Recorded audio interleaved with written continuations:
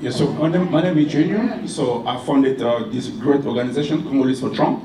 So my question is, we saw a huge gap between Republican and African immigrant. Yeah. So when I founded this group, I have a lot of label on me. People hated me, fighted me. But after the election, now I have a lot of people who want to vote for Republican. So what can you do so we can break that gap between African immigrant and Republican? Because we have the same common values. We are pro-life. Right. We came here for American dream. No more government. Yeah. So we.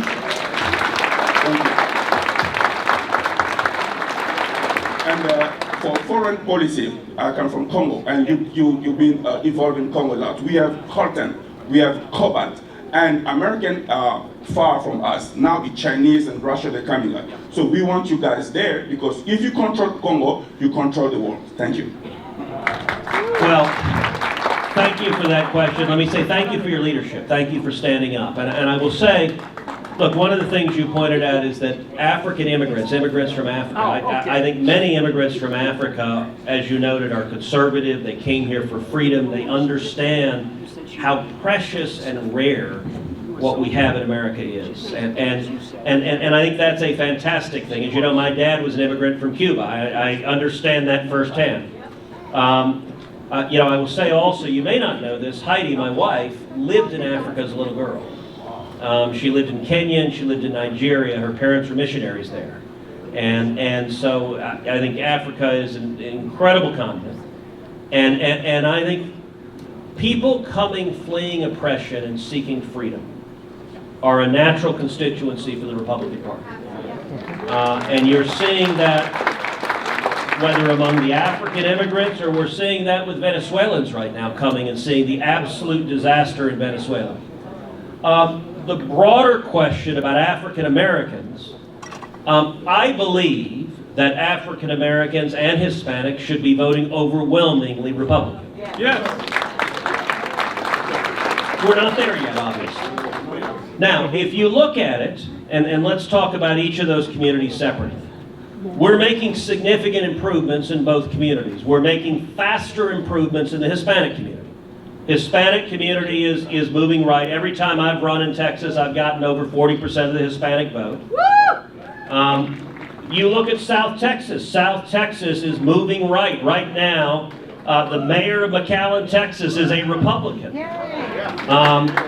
Right now, a former staffer of mine who worked for me 9 years, fantastic woman named Cassie Garcia, is running for Congress in South Texas, and I think she's going to win and defeat a Democrat and flip that seat red.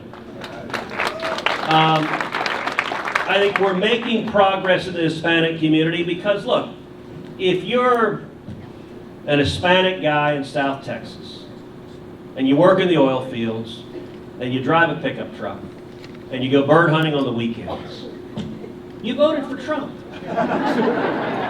Because he actually wants you to be able to go to work and provide for your family and take care of your kids. And the current lunatics in the White House want to destroy your life, destroy your livelihood, and put you out of work. And they're also behind the chaos and the crime and the drugs and the sexual exploitation and the disease that come with open borders and human trafficking and sex trafficking and drug trafficking that are an absolute humanitarian outrage. The African American community, we're dealing with a lot of emotion. As you know, the Democrats play one card, the race card, over and over and over again, and they call every Republican a racist. Now, I gotta say, I think Democrats have extraordinary gall to try to lecture when it comes to race. Because the history of the Democratic Party on race is unbelievably horrible. It's not slightly, it's not little bit ambiguous.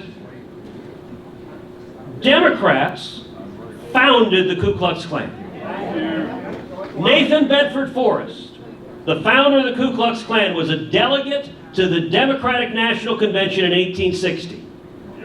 All of the leaders of the Ku Klux Klan, 100% of them, were Democrats. Fast forward, Jim Crow laws. Every single Jim Crow law was written by a Democrat. 100% of them. And they were designed to prevent people, and in particular to prevent black people, from voting Democrats out of office. Bull Connor was a Democrat. George Wallace was a Democrat. That's true. And Margaret Sanger, and if you read Margaret Sanger's Eugenics, they are horribly racist. Where she explicitly advocates. Woodrow Wilson. Woodrow Wilson was a vicious Democrat who aired at the White House. I forget the name of the movie. It's a movie praising the Klan. What's the Birth of a Nation? It's a racist movie praising the Klan. Woodrow Wilson aired it at the White House. Now, and by the way, our party, the Republican Party, was founded to end slavery. Our party, the Republican Party, elected Abraham Lincoln as our first president. Our party, President Lincoln, signed the Emancipation Proclamation.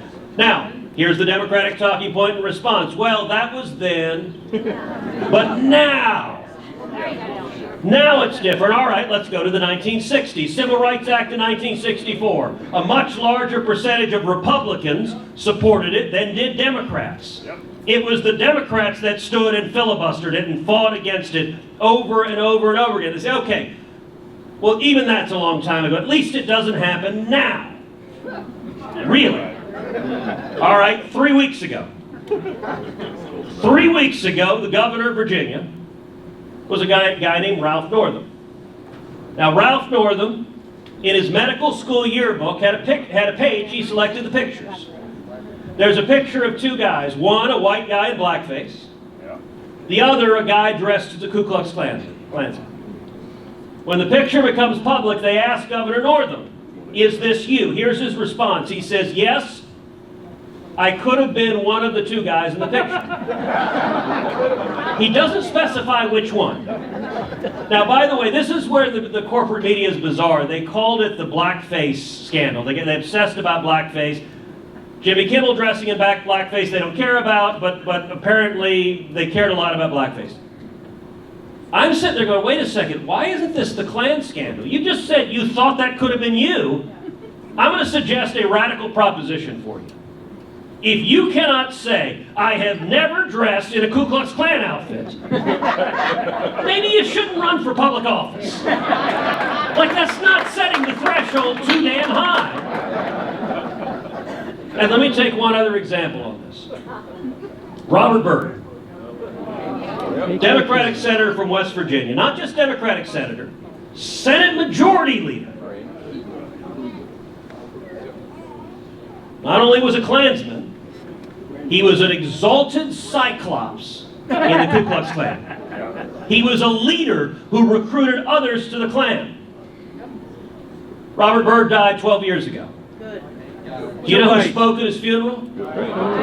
Joe Biden.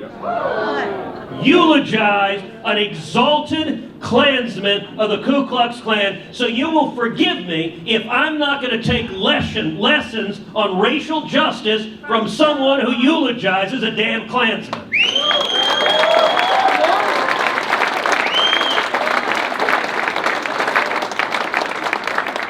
So, I have a deep heart for carrying the message to the African American community, to the Hispanic community. The policies of the Democratic Party are disastrous. Under Trump, we had the lowest African American unemployment ever recorded in this country. We had the lowest Hispanic unemployment ever recorded. We had African American poverty dropping to historic lows, Hispanic poverty dropping to historic lows. The policy, school choice. School choice is the civil rights issue of the 21st century. I am leading the fight for school choice, and the Democratic Party, they are Bull Connor standing there saying to millions of low-income kids, you can't get an education. So thank you for being a leader. We have more work to do. It's not going to happen overnight, but we've got the much better side of the argument.